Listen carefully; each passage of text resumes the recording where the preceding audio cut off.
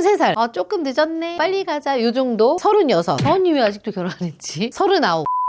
성격 이상한가 봐. 이렇게 바뀌는 거죠.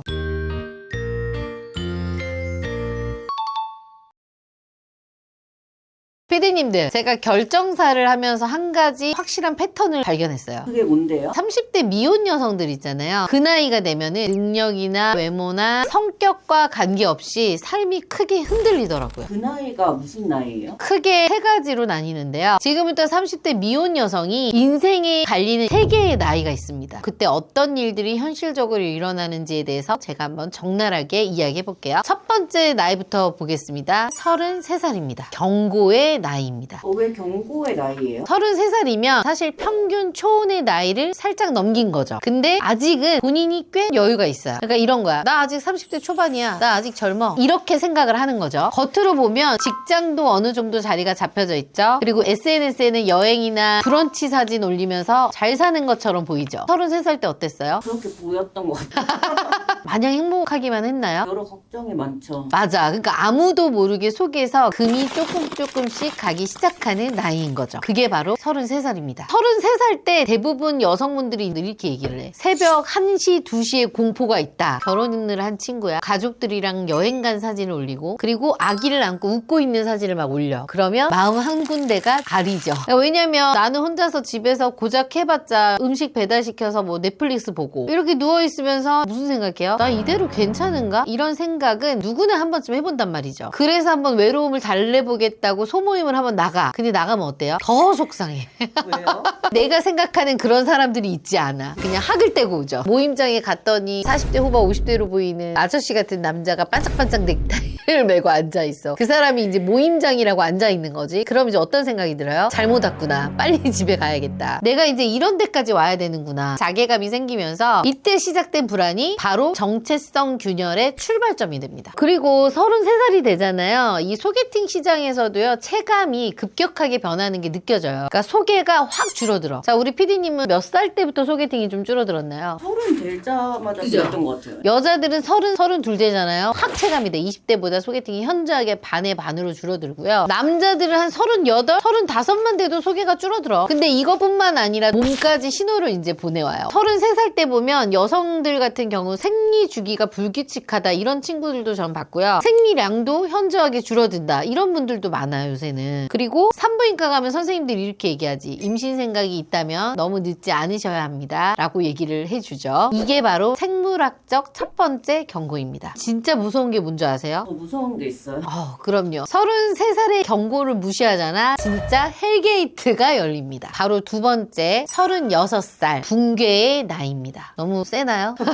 36살 때는 33살 때 그냥 스쳐 지나갔던 그 신호들이 현실적인 붕괴로 이어지는 나이입니다. 36살 여성 상담을 하면서 한 얘기가 있어요. 살짝 눈물을 글썽이면서 언니 친구들이 저를 이제 버린 것 같아요 라는 얘기를 하더라고요. 30대 초반까지는 친구들하고 매일 주말에 브런치 먹고 쇼핑 다니고 여행 다니고 진짜 너무너무 바빴는데 36살이 되니 여기저기 친구들이 하나둘씩 결혼을 하고 그리고 또 이제 애가 생기면서 나 아기 유치원 픽업하러 가야 돼. 점점 멀어지기 시작하는 거죠. 그리고 단톡방에 이번 주말에 만날 사람 하고 올렸는데 3일 동안 아무도 답이 없더래요. 그 순간 이제 깨달은 거야. 아, 친구들이 삶의 우선순위가 내가 아니었구나. 연애도 근데 비슷해요. 남자 입장에서는 36살 여자와 연애를 하게 돼. 그럼 어떤 생각이 들어요? 한방 언니한테 가면 결혼할 수 있나요? 물론이죠. 1대1로 꼼꼼하게 관리해주고 철저하게 객관화를 할 수 있는 피드백을 주고 매니저가 딱 달라붙어서 어떻게 해야 할지 컨설팅해주는 전문가를 찾아오세요. 한방 언니가 함께 고민하고 도와드리겠습니다. 벌써부터 부담되죠. 결혼이라는 무게가 자동으로 탑재가 돼버리잖아. 그러니까 부담스럽지. 남자들이 좀 만나다가 조용히 멀어지고 연락이 끊기게 되는 거죠. 그리고 이렇게 친구나 연애 관계가 조금씩 붕괴가 되잖아요. 그러면 기쁠 때 더 괴로워집니다. 회사에서 예를 들어 큰 프로젝트를 맡아서 내가 성공을 했어. 그래서 승진을 해. 근데 축하해줄 사람이 없어. 엄마 아빠밖에. 36살의 이 외로움은요. 슬플 때보다 기쁠 때 더 외로워집니다. 또 더 슬픈 건 뭐냐. 36 되잖아. 하나둘씩 옆에 부모님들이 아프고 돌아가시게 돼. 부모님의 노화도 찾아오게 되죠. 부모님들 나이가 거의 한 60대에서 70대 정도 되시거든요. 어느 날 엄마가 연락이 와.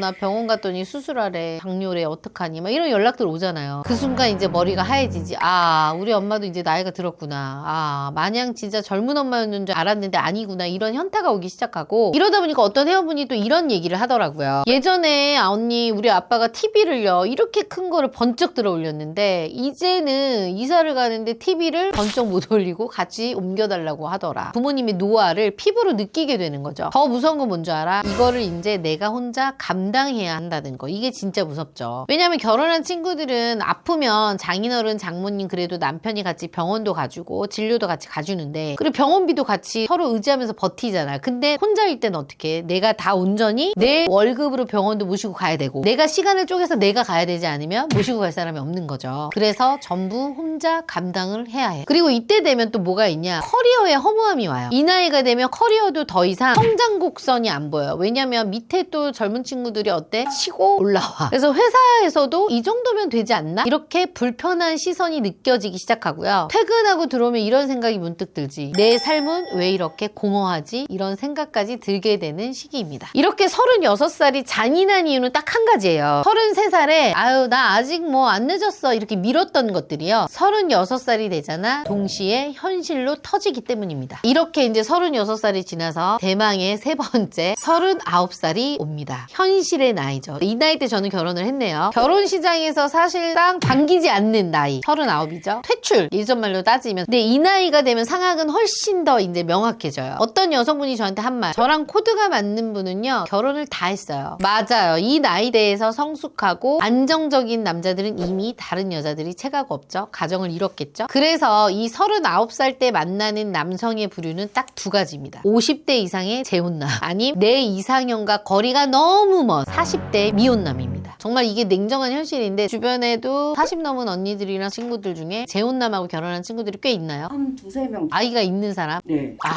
이게 어떤 게 이제 들어오냐면 고독사 공포가 또 있어요. 이게 뭐냐, 최근에 제가 39살 대기업에 다니는 여성분을 상담을 했는데 연봉 8천 있고 자가도 있고 있으신 분이에요. 조건만 보면 참 괜찮죠. 근데 그분이 저한테 이런 말을 했어. 언니 저 업무량이 요새 너무 많은데 이러다 밤에 자다 고독사 할까봐 무서워요. 알고 보니까 이분이 예전에 한번 맹장염으로 혼자 응급실에 가서 수술 동의서를 쓰고요, 혼자 회복실에서 깨어났대요. 근데 보호자라네. 보호자가 없이. 그래서 고독사 할 수도 있겠다 이런 공포를 느꼈다고 하더라고요. 근데 여기에다가 또 39이란 나이는 생물학적으로도 마감이 됐다라고 얘기도 해요. 39세는 의학적으로도요 고위험 산모 직전이라고 해요. 자연 임신을 할 확률이 5% 이하, 유산할 확률이 35% 이상, 시험관 시술 성공률이 20% 이하라 그래요. 와, 완전 절망인데, 아이를 내가 정말 갖고 싶어도 이제는 몸에서 받아주지 않는 거예요. 너무 슬프다. 39살을 좀 요약을 해보면요, 지금까지의 나의 선택이 현실로 제대로 돌아옵니다. 이때 겪는 어려움은 새로운 이 문제가 아니라 그동안 미뤄온 최종 결과입니다. 근데 대표님 저 궁금한 게, 이게 2년이나 4년도 아니고 왜 앞에 3년 주기인 거예요? 이게 진짜 소름 돋는 게 뭐냐면, 저도 한번 찾아봤는데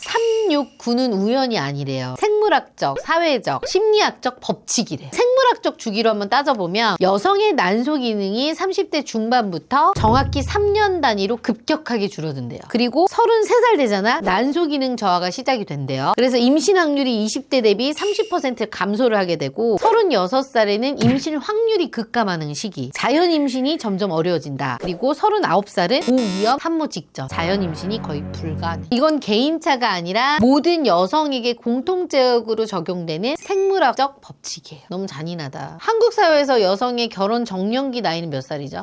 28에서 32. 맞아요. 이 기준을 넘어서면 사회적으로 3년마다 달라져요, 시선이. 33살. 조금 늦었네. 빨리 가자. 요 정도. 36. 언니 왜 아직도 결혼 안 했지? 39. 이제 결혼 포기했나 보다. 성격 이상한가 봐. 이렇게 바뀌는 거죠. 또 심리적 주기도요, 3년마다 움직이는데 큰 변화를 감지하고 3년마다 체감한다고 해요. 1년은 너무 짧아서 큰 변화를 못 느낀대요. 근데 5년은 너무 길어서 서서히 적응이 되고요. 3년이 내 인생 이거 많이 달라졌네 하고 명확하게 체감하는 시기. 그래서 왜 회사 생활할 때도 3개월, 6개월, 9개월 법칙 있잖아요. 3개월 또 힘들다가 또 괜찮았다가 6개월 되면 또 힘들고, 이거랑 같은 원리겠죠? 그래서 369는 단순히 숫자의 의미가 아니라 30대 미혼 여성이 피해갈 수 없는 구조적 운명입니다. 이 영상이 제가 봤을 때는 일부 여성들한테 상당히 불편하게 느껴졌을 수 있는데, 아니 이런 얘기를 왜 자꾸 여자들한테만 해? 남자들도 있잖아. 결혼이 인생이 전부 아니잖아요. 맞아요. 근데 이거는요 제가 비난이 아니라 데이터를 기반으로 한 현실이자 사실입니다. 그러니까 제가 10년 넘게 결혼정보 회사를 하면서 40대가 되었을 때 누가 좀 진작에 이거를 좀 가르쳐줬으면 좋았을 텐데 이렇게 후회하는 분들을 너무 많이 봤거든요. 그리고 지금 현재 이 나이대를 살아가고 있으면서 이 나이대를 바라보고 있는 여성분들이 주변에서 이런 얘기 해주는 사람 아무도 없어요. 그래서 저는 여성분들이 이 후회만큼은 하지 않았으면 해서 제가 정말 언니 같은 마음으로 오늘 말씀드린 겁니다. 그래서 오늘 이 영상이 모든 여성분들의 인생의 전환점이 조금이나마 되셨으면 좋겠습니다. 오늘 영상도 좋았다면 조댓구알 부탁드릴게요.